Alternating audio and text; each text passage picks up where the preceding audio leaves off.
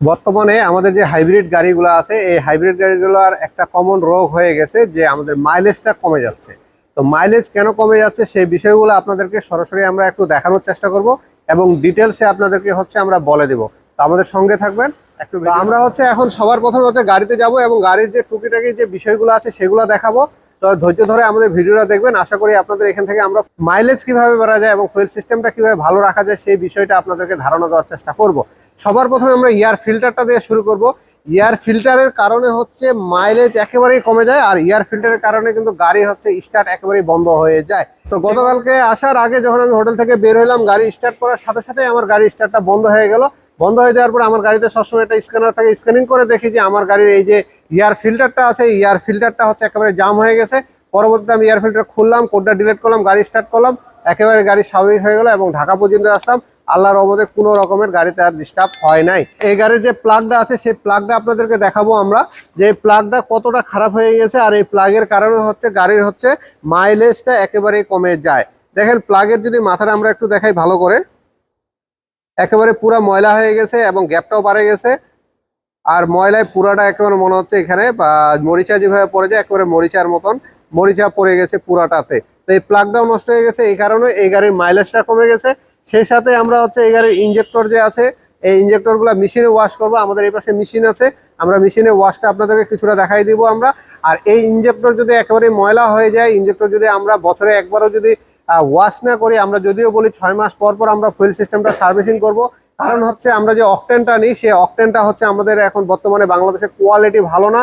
সে quality ভালো না হওয়ার কারণে এই ইঞ্জেক্টরের যে মাথাগুলো আছে এই মাথাগুলোতে স্প্রেটা ভালো মতন করতে পারে না, বিধায় আমাদের গাড়ি নক করতে শুরু করে কিংবা মাইলেজটা কমে যায়। তো আমরা এটা মেশিনে ওয়াশ করবো, সেটাও আপনাদেরকে দেখাবো আমরা। সেই সাথে এখানে বাটারফ্লাইটা দেখাবো আপনাদেরকে। এই গাড়িটা মাইলেজ কমার আরো কারণ কি দেখেন, একেবারে বাটারফ্লাইটের ভিতরে ময়লা কি পরিমাণের হয়েছে।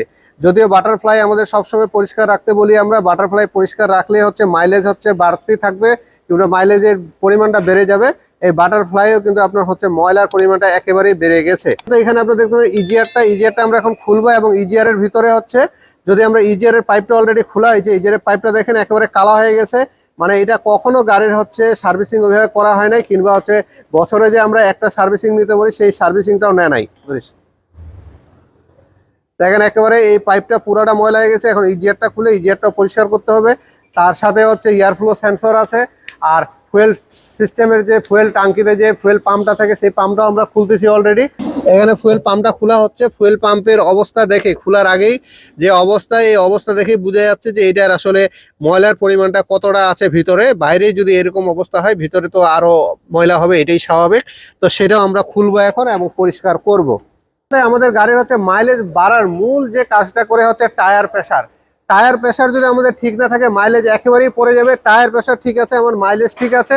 টায়ার প্রেসারটাকে সব সময় আমরা ঠিক রাখার চেষ্টা করব, না হলে কিন্তু আমাদের মাইলেজ ভালো পাবো না।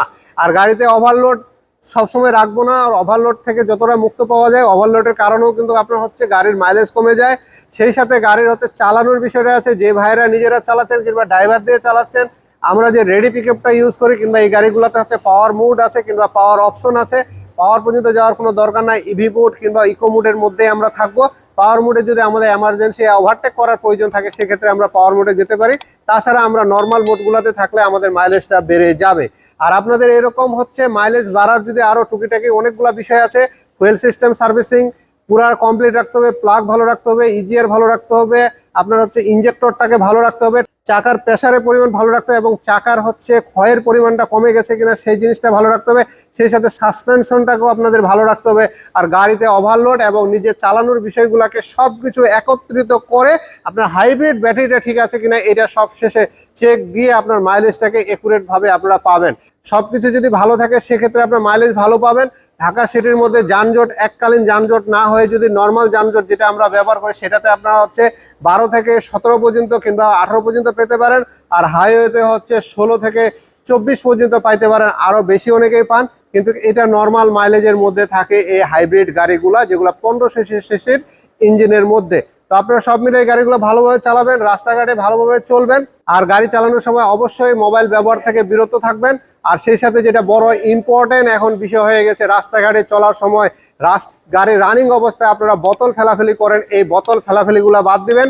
কারণ আপনার বোতল ফেলার কারণে অনেকে বাইক চালায়, অনেকে গাড়ি চালায়, যেগুলো চাকা নিচে পড়লে যে কোনো ধরনের দুর্ঘটনা হতে পারে। সেই জিনিসগুলো থেকে আপনারা বিরত থাকবেন। বোতলটা দয়া করে আপনাদের গাড়িতে রাখবেন, কিংবা যে কোনো জিনিস ফেলতে চাইলে আপনারা গাড়িতে রাখবেন, সেফ জোনে যাবেন, তারপরে ফেলবেন। আপনি এটা ভাবার কিছুই নাই যে আপনি ফেলে দিলেন আপনি বাঁচে গেলেন।